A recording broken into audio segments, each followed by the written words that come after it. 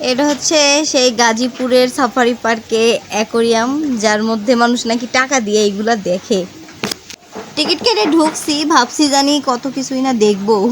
ভিতরে দেখি সাপের ডিম, কি কুমিরের ছানা, আর কি আমরা মানে যেগুলো চিনি, এরা পারলে টিকটিকিটারও ধরে এর মধ্যে রেখে দেয়, কিন্তু পারে নাই, তাই হয়তো ধরতে পারে নাই।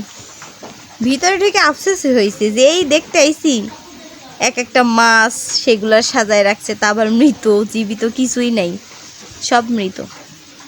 মানে এগুলারে এমনভাবে উপস্থাপন করছে বাহির থেকে মনে হয়েছে যেন ভিতরে অনেক কিছু আছে যেগুলা দেখার মতো, কিন্তু বাস্তবে এগুলো কিছুই না। ভিতরে ঢুকলে মনটাই ভেঙে যায়। কতগুলা কাচের বোতল, কাচের বাটা, এইগুলাই দেখা যায়, আর কিছুই না।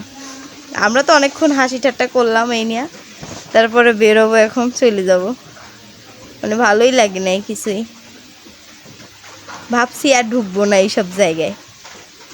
দেখার মতন বাহিরে অনেক কিছু আছে, মানে ভিতরের চাইতে বাহিরের পরিবেশ সুন্দর, সব দিক দিয়ে সুন্দর। এই যে এগুলো কি, এগুলো কিছু আছে, কতগুলো সাপের বাচ্চা, সাপ, মরা মাছ, এগুলো দিয়ে থুইছে। এমনকি একটা ব্যাঙ পর্যন্ত আছে এর মধ্যে। এগুলো দেখার জন্য আইছি। সাপ জোক পোকামাকড় সব ঢুকাই দিছে জাদুঘরে। যাক ভালো, এরা যেভাবেই হোক করছে, মাথায় বুদ্ধি আছে, তাহলে তো মানুষ ঢুকবে না, দেখবে না, ওদের ইনকাম হবে না।